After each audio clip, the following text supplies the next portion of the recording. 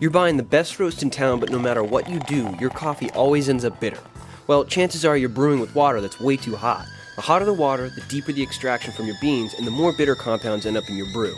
So we've got an excellent trick for you so you don't have to worry about becoming a barista to get it right. If your coffee is too bitter, add a tiny little pinch of salt and taste a world of difference. When salt dissolves, sodium ions break off into your coffee and block bitter molecules from reaching your tongue, greatly enhancing the flavor. Don't have salt on hand at your neighborhood coffee shop? Just keep a couple of these in your purse or wallet and you'll do just fine. You're starving for some bananas, but all they had at the store was a bunch of bright green ones. Bananas can take a day or two to ripen, but here's a quick tip to get them up to standard really quick. Put your bananas in a paper bag and throw a couple ripe tomatoes in there. The bananas, depending on how green they were to start, will ripen twice as fast. This is because of a plant hormone called ethylene that's used to make fruits ripen faster.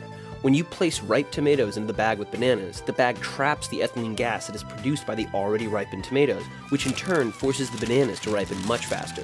Also, the riper the bananas get, the more ethylene they produce. You ate way too many, way too fast, passed out on the couch and left the cookies out. Now they're rock hard, unappetizing, and spoiled your plans to spoil your own diet.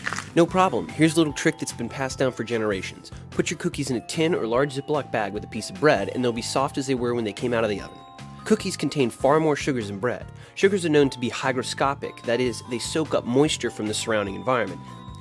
This, alongside the dense nature of cookies, allows them to absorb moisture coming from that piece of bread, keeping them nice and soft for a much longer period of time.